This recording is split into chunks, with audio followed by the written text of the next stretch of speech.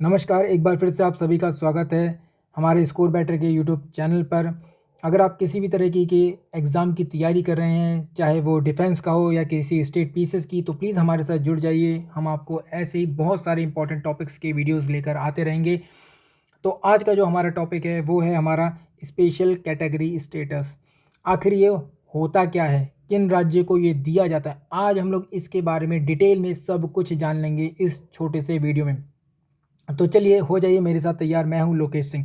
तो फाइनली हम लोगों को जानना ये ज़रूरी है कि आखिर आंध्र प्रदेश ने इसकी डिमांड की थी, तो ऐसा करने का क्या कारण था, और हमेशा हर कोई राज्य ये क्यों कहता है। आपने कई बार सुना होगा, नीतीश कुमार जी के मुंह से भी सुना होगा कई बार, क्योंकि अभी रिसेंटली उन्होंने भी इस चीज़ की डिमांड की थी कि बिहार को स्पेशल राज्य का दर्जा दिया जाए। और नो डाउट इस तरीके की डिमांड हर कोई राज्य करता रहता है। आखिर क्यों इस तरह की डिमांड वो लोग करते हैं, क्या कारण है उनकी इन डिमांड का, तो वो सब हम लोग यहाँ पर जानने की कोशिश करेंगे।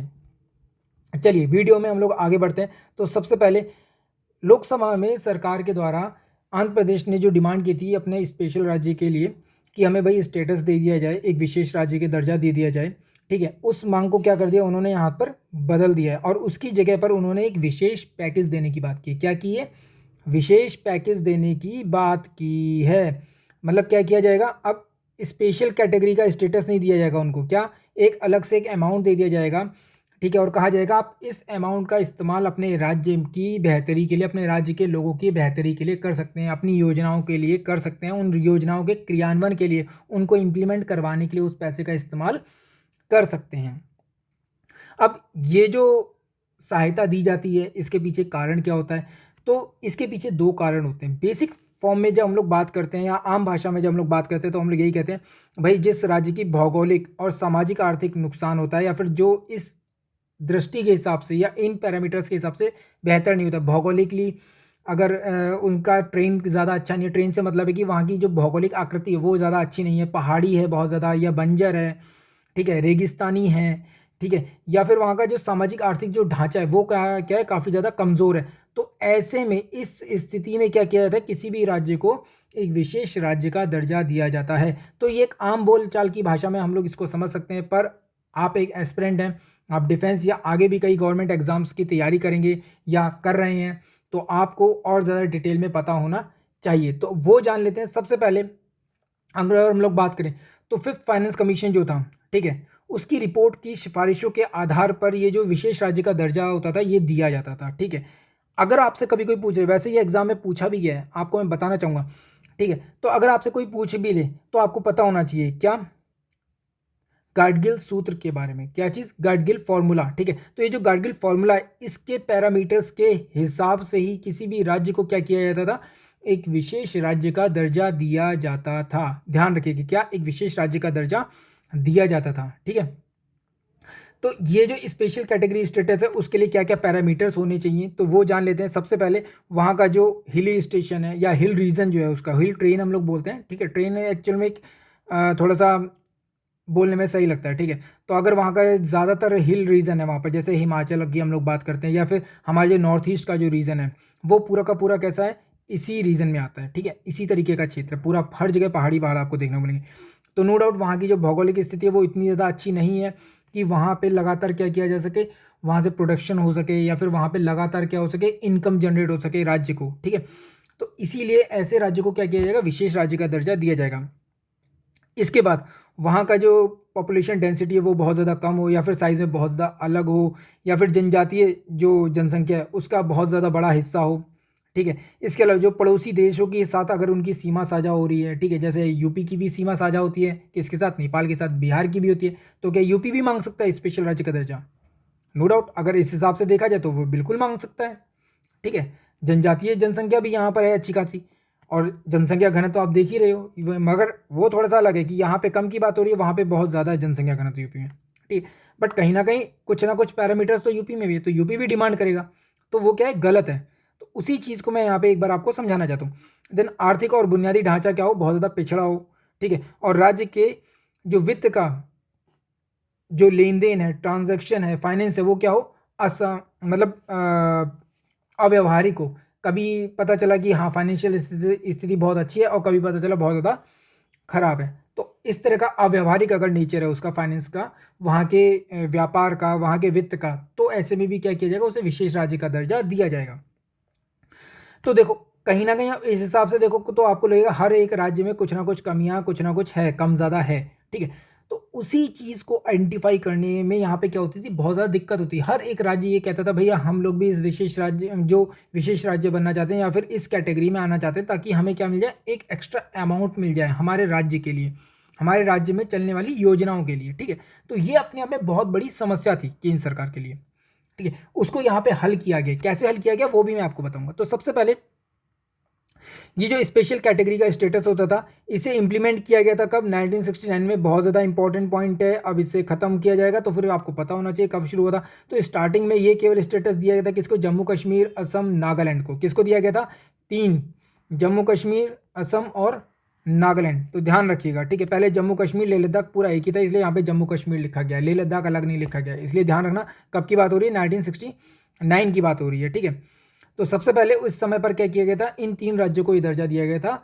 तब से लेकर अब तक का जो टाइम पीरियड है उसमें और भी कई राज्य यहाँ पर ऐड हो चुके हैं, जिनमें कि अरुणाचल प्रदेश, हिमाचल प्रदेश, मणिपुर, मेघालय, मिजोरम, सिक्किम, त्रिपुरा और उत्तराखंड आते हैं। अगर आप नोटिस करें तो ये सभी के सभी जो राज्य हैं, ये ज़्यादातर ऐसे रीजन है जहाँ पर हिल स्टेशन काफ़ी ज़्यादा हैं, या फिर जहाँ पर पहाड़ी क्षेत्र बहुत ही ज़्यादा है, ठीक है। बहुत ही ज़्यादा है, मतलब बहुत ही ज़्यादा है, ठीक है। ऑलमोस्ट पूरा राज्य हिल स्टेशन से ही कवर्ड है एक तरह से, ठीक है।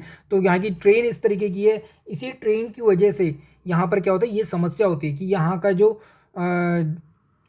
उस राज्य का जो जीडीपी है वो क्या होता है, हमेशा एक जैसा नहीं रहता। वहाँ पे क्या होता है, जीडीपी कभी बहुत ज़्यादा कम ज़्यादा होता है। उत्तराखंड में बाढ़ आ गई तो पता चला वहाँ पे खेती बाड़ी सब खत्म हो गई, तो प्रोडक्शन उस हिसाब से नहीं आ पाया, ठीक है। या फिर कभी बर्फ़ ज़्यादा गिर गई तो समस्या हो गई, अब वहाँ पे किसी भी तरह का प्रोडक्शन नहीं हो सकता। तो ये समस्या यहाँ पर क्या होती है, इन राज्यों में बहुत ज़्यादा देखने को मिलती है।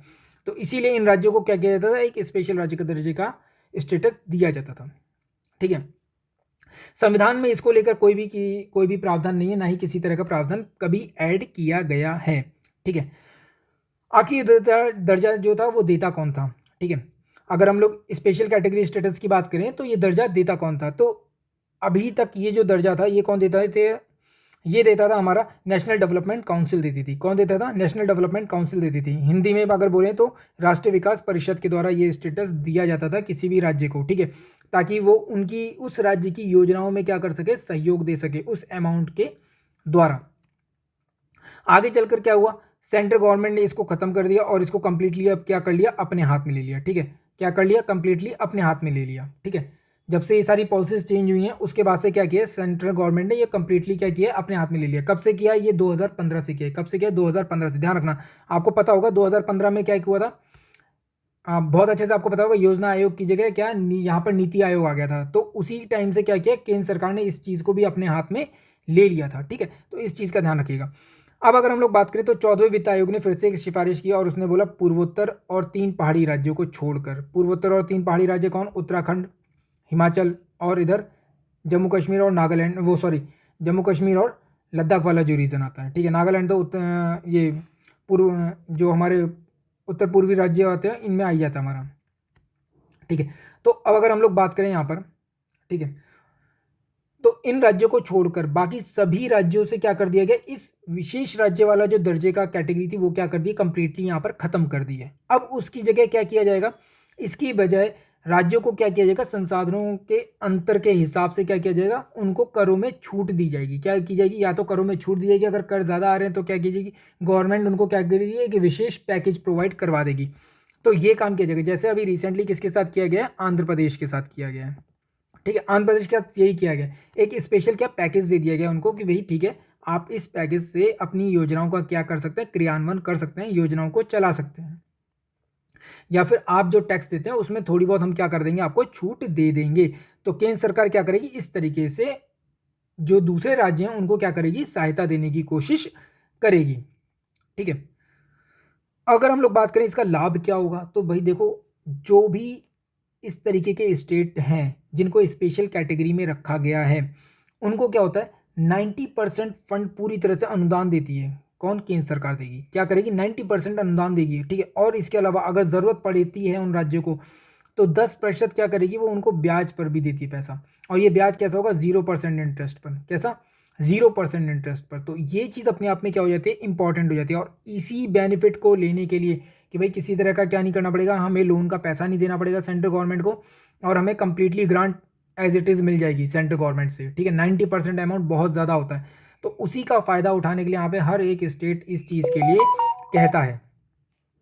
तो आई होप आपको आज का टॉपिक अच्छे से समझ में आ गया होगा। अगर कोई डाउट है तो प्लीज़ कमेंट सेशन में हमको ज़रूर बताइए। अगर वीडियो पसंद आए तो प्लीज़ लाइक और शेयर ज़रूर कीजिए। अपने भाई बहनों दोस्तों तक ये वीडियो पहुंचाइए ताकि उनको भी फ़ायदा हो सके अपने एग्ज़ाम्स में।